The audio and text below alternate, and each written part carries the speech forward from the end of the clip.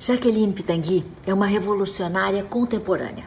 Carioca, ela estudou em colégios religiosos do Rio e cedo se rebelou contra a rigidez e os preconceitos dessas escolas. Formou-se nos Estados Unidos e ainda cursou ciências sociais na Europa e no Chile. De volta ao Rio e unida a outras mulheres engajadas, ela fundou o Grupo Ceres, um dos primeiros coletivos feministas do país. O Ceres realizou pesquisas pioneiras sobre sexualidade. Em 1990 fundou a CEPIA, ONG que luta pelo acesso à justiça e violência contra a mulher, saúde, direitos sexuais e reprodutivos e fortalecimento de mulheres de setores populares. A batalha é constante, mas tem resultados incríveis. O CEPIA teve papel crucial na criação, por exemplo, da Lei Maria da Penha. Além de tudo, Jaqueline ainda é irmã do meu querido professor Ivo Pitangui. Josefa Paulino da Silva era filha de lavradores e lutou incansavelmente pelos trabalhadores rurais. Nascida em 1924 no Alagoas, Josefa ficou órfã ainda criança. A menina foi entregue pelos tios a uma família para a qual ela trabalhava como empregada doméstica, recebendo apenas a moradia e o alimento como pagamento, além de ter sido privada de frequentar a escola. Aprendeu a ler e escrever sozinha, estudando escondida com os cadernos dos filhos dos patrões. Aos 16 anos, ela conheceu seu futuro marido, com quem ela se mudaria para o Rio de Janeiro tempos depois. Ambos passaram a se dedicar ao trabalho rural e tiveram que enfrentar as tensões da situação fundiária do Brasil, lidando com a agressividade dos grileiros e especuladores. Josefa e o marido passaram então a lutar pelos direitos dos lavradores. O marido e os parceiros dele foram presos muitas vezes em confrontos e Josefa reunia as esposas para vigílias e protestos na porta da delegacia até que os maridos fossem soltos. Assim, foi se formando uma força feminina nessa luta. Após o golpe de 64, Josefa e o marido foram perseguidos pelo regime e voltaram para o Alagoas. Em 73, o casal foi preso. Josefa passou 32 dias encarcerada e o marido 2 anos, sendo vítima, inclusive, de tortura. Quando ele foi solto, o casal voltou para o Rio. Josefa ajudou a criar o Centro da Mulher Brasileira de Niterói, trabalhou para a Federação dos Trabalhadores Agrícolas e para sindicatos fluminenses. Josefa Paulino da Silva, líder por natureza, morreu em 1999.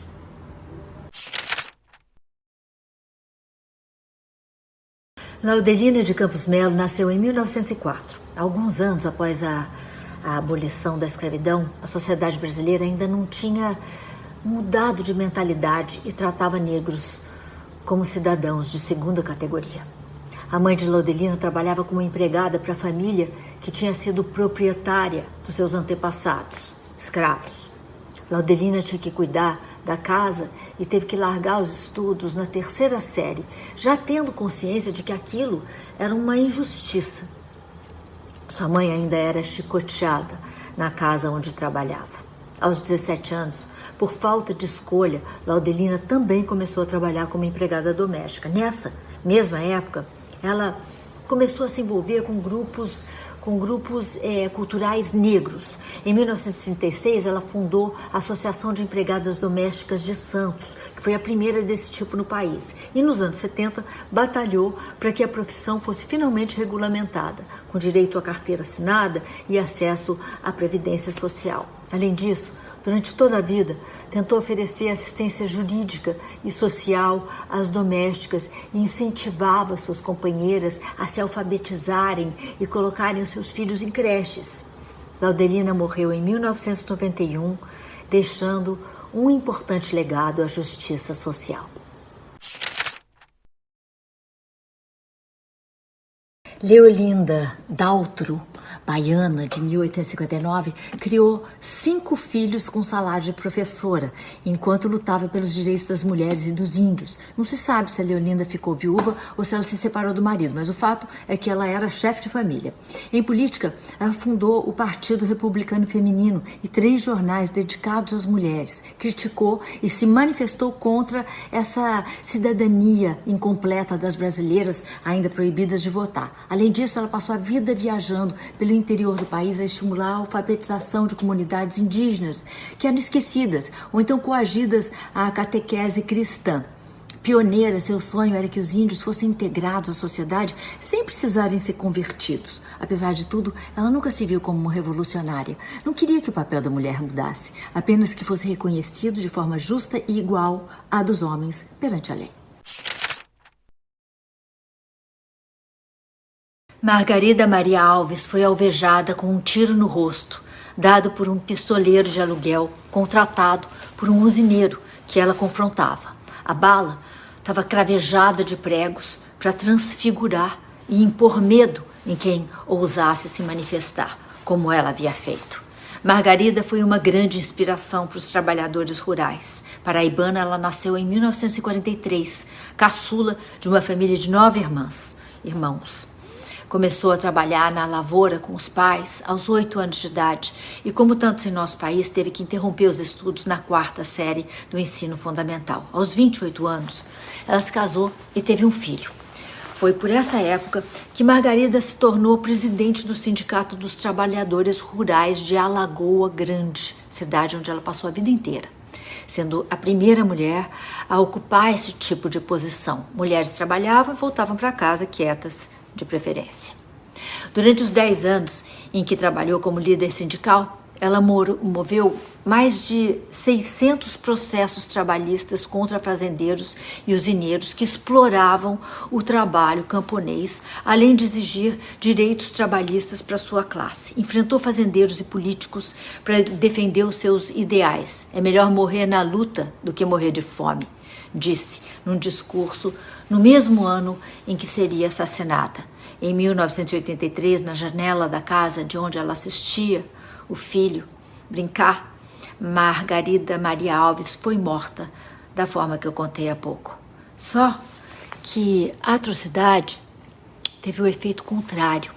E em vez de apavorar, o crime uniu os lavradores. 2.000 pessoas compareceram ao enterro e 5.000 à missa de 7º dia. Dessa união surgiu a Marcha das Margaridas, em defesa da reforma agrária e dos direitos dos trabalhadores rurais. Muita gente não gosta desse assunto porque é verdade que há excessos de ambos os lados quando se fala nele, mas nesse caso, como em tantos outros, apesar da força do movimento pela justiça para Margarida Maria Alves, nenhum dos acusados pelo crime foi condenado.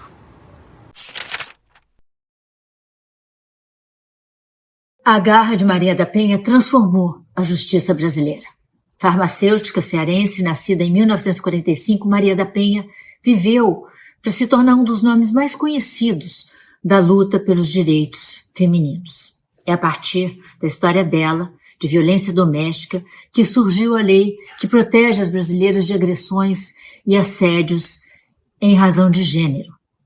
Maria da Penha se casou em 1976 e teve 3 filhas, com um homem que mais de uma vez tentaria matá-la dentro da sua própria casa. O casamento, que tinha começado leve e amoroso, dentro de poucos anos virou motivo de terror e tensão para Maria e para os filhos dela. Como em muitos casos de violência doméstica, o comportamento explosivo e violento do marido rapidamente dava lugar ao arrependimento, a pedidos de desculpas e promessas de mudança.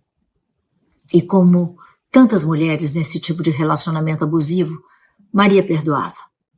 Em 1983, Marco Antônio Heredia Viveiros desferiu um tiro nas costas de Maria da Penha, enquanto ela dormia. Marco simulou uma tentativa de assalto e disse que era inocente. Só que essa versão foi posteriormente desmentida pela perícia. Em decorrência do tiro, Maria ficou paraplégica e, ao voltar para casa após 4 meses de cirurgias e internações, foi mantida em cárcere privado pelo marido, que, em nova tentativa de homicídio, tentou eletrocutá-la durante o banho. Quando enfim conseguiu fugir de casa, Maria ainda teve que agir com toda cautela para não perder a guarda dos filhos. Ainda não tinha acabado. As próximas agressões seriam por parte do sistema judiciário. O primeiro julgamento de Marco Antônio só aconteceu em 1991, 8 anos depois do crime. O segundo julgamento veio em 96 e neste, Marco Antônio foi condenado a 10 anos de prisão. A sentença não foi cumprida. Só 19 anos depois do crime, em outubro de 2002, o agressor foi condenado, foi preso e cumpriu 2 anos. 1/3 da pena a que fora condenado. Solto em 2004, hoje vive em liberdade, ainda que tenha aprisionado Maria a uma cadeira de rodas. Com a projeção internacional do caso de Maria da Penha, o Estado foi responsabilizado por negligência, omissão e tolerância em relação à violência doméstica praticada contra as mulheres brasileiras. A história de Maria era mais do que um caso isolado, era um exemplo do que acontecia no Brasil com frequência injustificável. E ainda acontece, infelizmente. Em 2002, diversas ONGs feministas se aliaram para virar o jogo, elaborando pela primeira vez uma lei de combate à violência contra a mulher. Em 2006, foi sancionada a Lei Maria da Penha, que busca evitar que histórias como a dela se repitam. Ferida e traumatizada, Maria da Penha teve a força e coragem de lutar por justiça em nome de todas nós. Ela ainda fundou o Instituto Maria da Penha, uma ONG sem fins lucrativos que presta auxílio a mulheres agredidas e exerce pressão junto às autoridades para que haja o total cumprimento da lei que leva o seu nome. Olga Benário nasceu na Alemanha e lá ela foi executada pelo governo nazista. Foi militante política e sua resistência e solidariedade na prisão e nos campos de concentração virou um assunto documentado pela Gestapo. Olga foi das revolucionárias mais temidas pelo Terceiro Reich. A vida política de Olga começou aos 15 anos, quando ela ingressou no Partido Comunista Alemão. Ela chegou ao Brasil em 1934. Após o fracasso da intentona comunista, foi extraditada ilegalmente de volta para a Alemanha, grávida de 7 meses da sua filha com o Luiz Carlos Prestes, Anita Leocádia. Ela viveu os horrores da tortura, da escravidão e dos experimentos médicos nos campos de concentração sem perder a bravura jamais. Ali também ela organizou aulas de ginástica e de história para as companheiras de confinamento e seguiu lutando. Até a morte. Pagu foi musa da rebeldia. Muito mais do que esposa de Oswald de Andrade, essa mulher de fibra, inteligente e livre, foi escritora, poeta, diretora de teatro, tradutora, desenhista, cartunista, jornalista e militante política.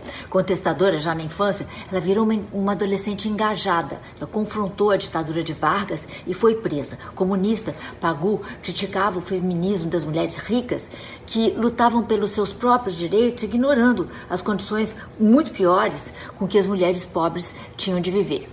Não se deixava domar nem por seus companheiros de militância, porque seus ideais estavam acima de qualquer partido ou protocolo. Era imbatível e se recusava a fazer imoralidades por política, como, por exemplo, trocar sexo por informações. Por seus princípios inabaláveis, foi perseguida, presa e torturada, além de ter sido criticada até por seus intransigentes companheiros de luta. Ruth de Souza, a primeira dama negra do teatro brasileiro, nasceu em 1921, no subúrbio do Rio. Em 1945, Ruth ingressa no grupo de teatro experimental do Negro e entra para a história, estreando no Teatro Municipal do Rio de Janeiro. Foi a primeira vez que um grupo negro se apresentou por lá. Depois ela passou 1 ano nos Estados Unidos estudando em Harvard. Ela, de fato, estudou em Harvard, ao contrário de alguns que dizem que fizeram, mas nós sabemos que não fizeram. E também na Academia Nacional de Teatro Americano. Quando ela retorna ao Brasil, ela participa de inúmeras produções audiovisuais e teatrais. Por sua performance no filme Sim, a Moça, ela torna-se a primeira atriz brasileira indicada a um prêmio internacional, o Leão de Ouro de Veneza. Depois vira a primeira atriz negra a protagonizar uma telenovela. Ruth de Souza trabalhou muito e bem, e deixou saudade. Wangari Maathai foi a primeira africana a ganhar um prêmio Nobel por sua luta pela democracia e pela sustentabilidade. Ela nasceu e cresceu no Quênia e estudou biologia nos Estados Unidos como bolsista. Faz o bacharelado e mestre, passa a trabalhar como pesquisadora na Alemanha. Depois, ainda torna-se doutora. Nos anos 70, o mundo conhece o seu ativismo ecológico. As florestas de seu país haviam sido dizimadas e, por isso, os rios e poços estavam secos. Ela engaja milhares de mulheres que juntas plantam mais de 30 milhões de árvores. Em 2002, nas primeiras eleições livres do país, ela é eleita membro do parlamento queniano.